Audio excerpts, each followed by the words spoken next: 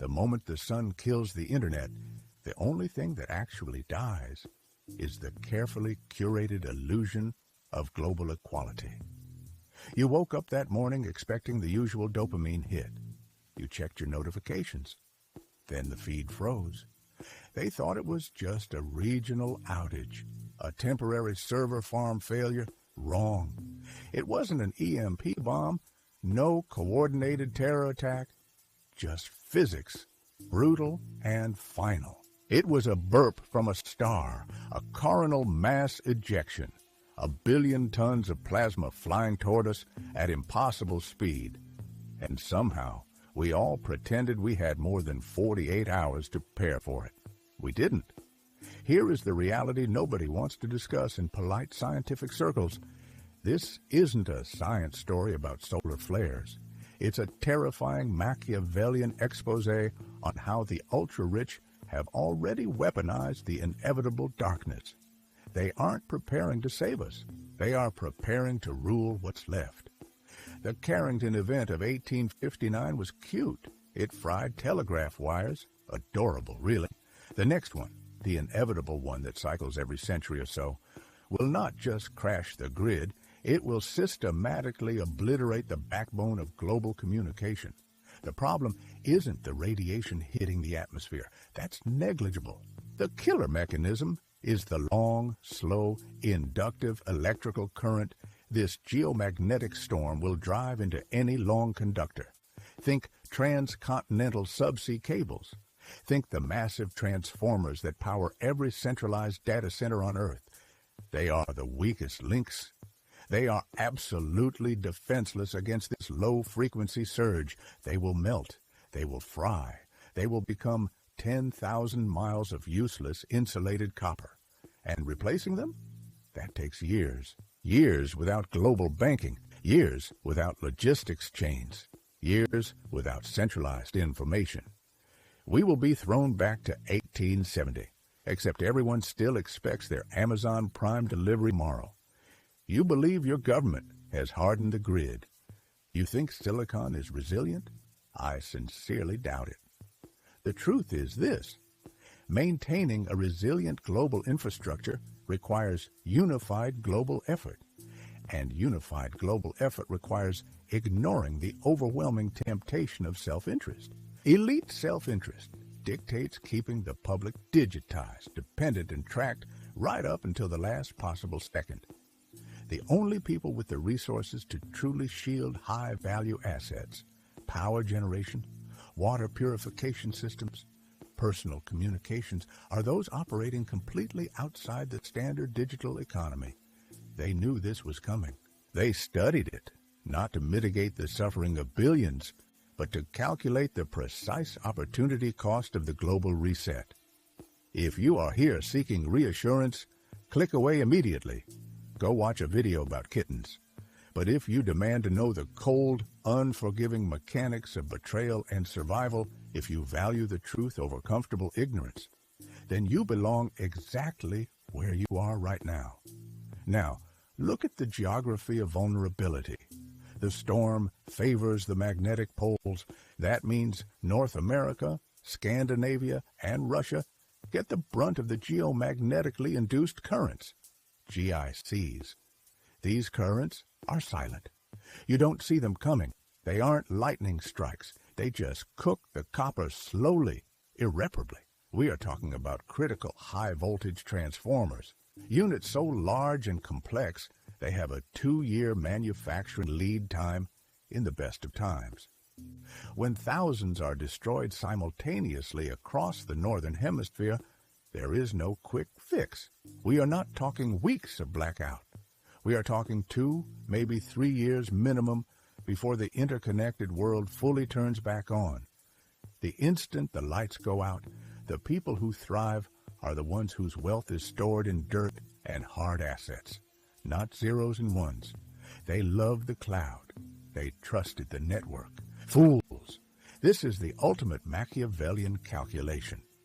Global catastrophe disproportionately affects the dependent majority, while the prepared minority consolidate absolute power in the resulting vacuum. Think about it. A few key leaders who retained isolated, hardened communication links can negotiate treaties, control essential resource flows, and dictate the terms of the analog world while everyone else is fighting over cons of beans. The solar storm isn't a threat to humanity. It's a pruning system for the global hierarchy. The system is rigged to fail the moment it truly matters because the failure is the opportunity. Your phone is dead. Useless plastic. All your digital savings gone. Vaporized. You relied on that magical rectangle for everything. GPS, banking, your very identity. Now it's just a paperweight, reminding you how thoroughly you misjudged reality. They sold you convenience. They sold you speed. They never sold you resilience. That was the fundamental, non-negotiable cost they never advertised. The illusion of instant global connection masks the catastrophic fragility of the whole architecture. When the grid dies, and it will die, you realize how few skills you retained that matter outside the software layer. You can code a brilliant app, but can you purify water? Can you secure your block? Can you generate heat without natural gas? I sincerely doubt it. The people who survive are not the smartest, not the richest, but the most deeply, fundamentally useful in an analog world. The collapse instantly converts wealth from abstract data into brutal physical utility. The ultimate irony is that the same technology that liberated mankind also tethered it to an easily destroyable backbone. We cheered for the cloud while the architects of power built their fortresses underground, protecting servers with massive, redundant Faraday cages. They safeguarded the crucial data, the deep maps, the proprietary knowledge, the blueprints for rebuilding society exactly the way they wanted. That information, locked down in hardened facilities accessible only by helicopter and biometric scan, suddenly becomes the most precious asset on Earth. While you are fighting over gasoline, they are preparing the new curriculum for the survivors. Now look at this. The shift isn't just about survival.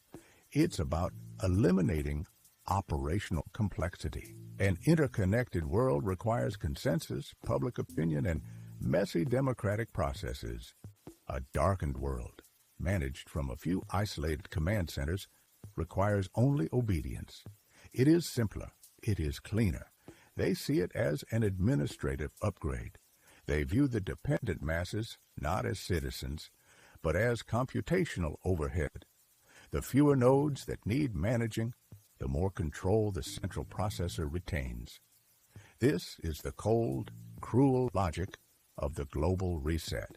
If you are here listening to this kind of uncomfortable truth, it means you instinctively recognize the scaffolding behind the velvet curtain.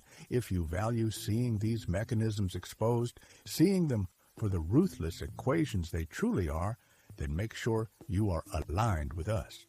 We deal exclusively in facts that society works tirelessly to bury. We are only scratching the surface of how deeply the system is designed to fail the average person at the critical moment. Think about that time frame, 2 to 3 years of darkness. That isn't a temporary setback. That is a civilizational epoch. The transition from rule of law to rule of force happens not in a week, but within 72 hours. That is the critical window. After the third day without power, without functioning ATMs, without verified communication, the social contract is utterly void. The fragile veneer of modern life cracks wide open, showing the pure, desperate savagery underneath. Police forces, they evaporate because their paychecks are vapor, and their priority shifts immediately to protecting their own families. Distribution chains snap instantly. The trucks stop. The water pumps seize. You find yourself utterly alone, reliant on neighbors who were strangers just yesterday. And the people who meticulously plan for this breakdown, they aren't savage. They are strategic. They know exactly where the food caches are, where the water treatment plants can be isolated, and restarted manually, and which isolated military bases maintain full operational readiness. They aren't trying to fight the collapse. They are facilitating the transition. The goal isn't to prevent mass death. It is to ensure that the survivors emerge pliable, grateful, and utterly dependent on the new analog hierarchy they establish. This isn't about global warming or political squabbles. This is the ultimate act of social engineering, leveraging a predictable solar event to achieve irreversible centralization of authority. You must grasp this. The global financial system, the digital infrastructure that holds your life captive, was built with an intentionally vulnerable choke point. Why? Because you cannot truly reset the game unless you can collapse the ledger. And a geomagnetic storm is the perfect, plausibly deniable mechanism to achieve just that. Nobody blames the CEOs. Nobody blames the political leaders. They blame the sun, the great celestial scapegoat. But the truth is, the infrastructure was always insufficient by design. It was a ticking clock built into the foundation of modernity, waiting for the cosmic signal to begin the purification process. You, right now, how much usable water is stored in your house? Don't pretend you have a plan. Most people believe their governments will simply step in, that FEMA will arrive with supplies. That belief is what kills them. That dependence is the fatal flaw the architects counted on. When the lights go out, there is no cavalry coming. There is only silence, followed quickly by violence. The ultimate verdict is this: the storm is not a natural disaster. It is a calculated catalyst. It is a calculated catalyst. It is the ultimate pressure valve, designed to blow not the whole system, but the delicate digital overlay that prevents total control. They engineered the scarcity. You, the unsuspecting citizen, you funded the experiment. Think about the immediate consequence. Your phone is a brick. Your bank account is theoretical confetti. And the centralized data that dictates traffic flow, insulin supply chains, and emergency services evaporates into pure cosmic static. This isn't just inconvenient. This is ontological death. You stop existing as a recognizable economic entity. The system doesn't know you. It doesn't care about your mortgage or your student loans because those records, the very proof of your debt and your supposed wealth, are dust. This is the moment they planned for. This total erasure. Now, who steps into that deafening silence? Not the politician panicking in D.C. He's just another mouth to feed. It's the few, the meticulously prepared, who maintain the analog skills. They know Morse code. They use shortwave radio. They kept diesel generators hidden deep underground, not for comfort, but for communication. They control the narrative because they control the signal. They will tell you why the lights went out. They will define the enemy. And they will determine who gets the first shipment of antibiotics, assuming it hasn't all spoiled in refrigerated warehouses without power. The most chilling realization? The psychological toll is more damaging than the physical destruction. Mass hysteria is an easier tool to wield than military force. It is self-policing chaos. Fear takes over instantly. People regress. They forget who they are without the constant dopamine hit of the digital world. You watch your neighbors starve their family while sitting on a pile of canned goods simply because they lack the basic knowledge of preservation or bartering. The skill deficit is the new societal fault line. It's deeper than class, deeper than race. It's competence versus utter dependence. If you recognize the shadow games being played right now, the simple truth is you belong here. You value the preparation over the comfort of denial. That is the mentality that survives the transition. Now, look at the logistics of their takeover. The power vacuum is not filled by the strongest brute. It is filled by the guy who can read a decaying map and fix a blown transformer. The new nobility wear steel-toed boots, not bespoke suits. They are the utility men, the engineers, the logistics experts who quietly map the vulnerabilities of the very system they helped build. They weren't plotting treason. They were ensuring their survival at the apex of the new food chain. They didn't want the old system to fail. They wanted it to fail predictably and catastrophically enough to wipe the slate clean, yet gently enough to preserve the physical infrastructure they need to rule. Understand this mechanism. They let the sun take the blame for the things they should have protected. The vulnerable satellites, the ancient copper lines, the exposed substations. It was cheap to ignore the hardening mandates. It was profitable to assume the risk. But that risk calculation was never about saving money. It was about creating the perfect pretext for collapse. You were not supposed to be safe. You were supposed to be the fertilizer for the New World Order. They don't need your labor anymore, they need your compliance. And compliance is cheap when the alternative is cannibalism. This is why the initial focus will be on local control, isolated pockets of safety, where resources are rationed in exchange for absolute loyalty. They won't try to rule the whole continent immediately, too messy. They will establish fortified islands of stability, military bases, university campuses retrofitted with independent power sources, corporate bunkers that magically withstood the electromagnetic pulse, and they will wait for you to crawl to their gates, shivering, hungry, and begging for protection. The new currency isn't gold. It's security and the illusion of a functioning state. The central promise they will make is simple. We have the light. We have the water. We have the food.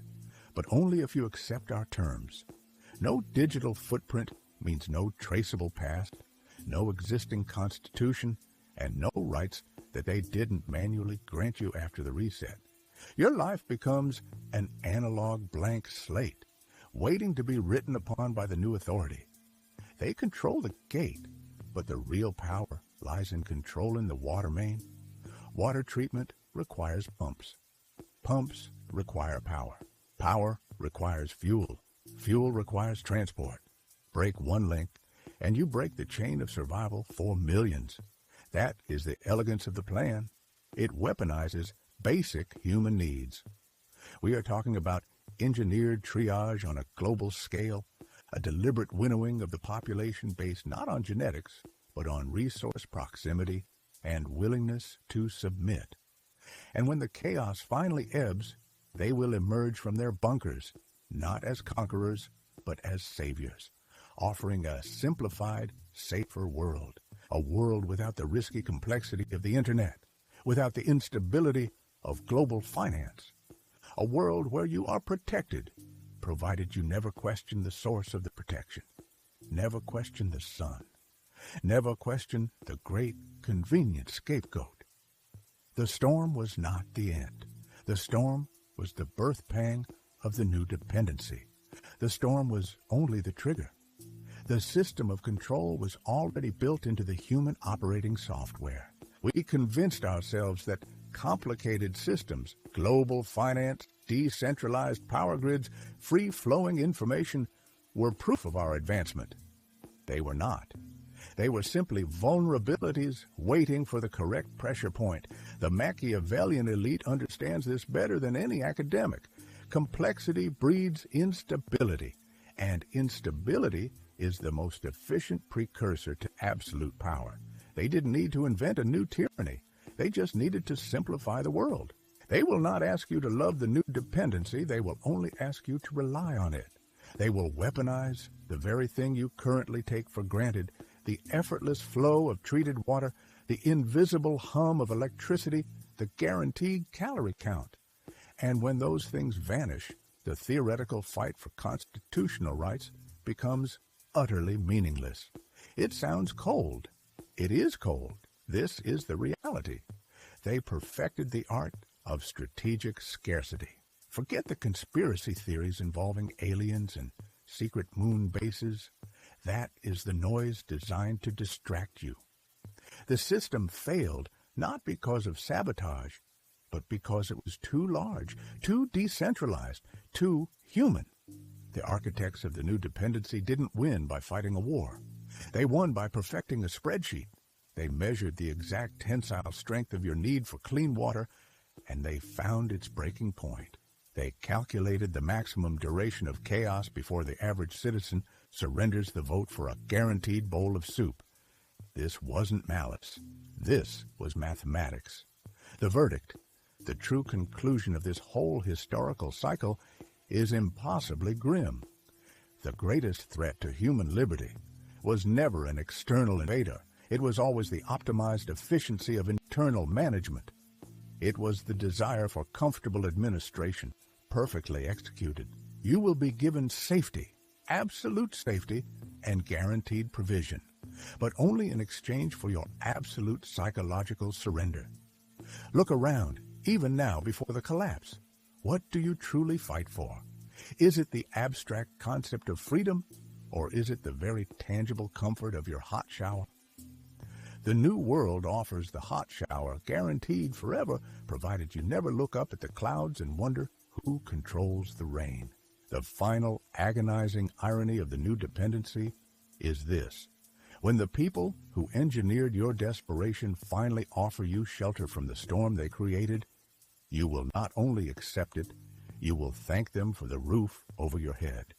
You will pledge your obedience to the very source of your pain. You will trade everything you claim to cherish for quiet, uninterrupted sleep. You will sleep better than you ever did before. It will not feel like tyranny. It will feel like relief. That is the genius of the new dependency. The true cost of this uninterrupted sleep is your criticality, the muscle in your brain that questions the source of the light switch power. You will stop asking. You will stop looking, because the light is on, guaranteed. The entire conflict, the supposed epic battle between freedom and control, ends not in a bang, but in a meticulously curated sigh of exhausted contentment. This is not some future threat looming on the horizon. This is the operating manual for the current world. It is the system already deployed. You were promised the right to fight for your survival. Now you are offered guaranteed survival, provided you stop fighting. You cannot call the system fascist. It is too polite. You cannot call it communist. It is too efficient. Call it what it is. Optimized surrender. The Machiavellian realist looks at history and sees only one repeating pattern. When the stakes are high, the stomach always overrules the soul. Always. The moment food delivery becomes faster than revolution, revolution dies.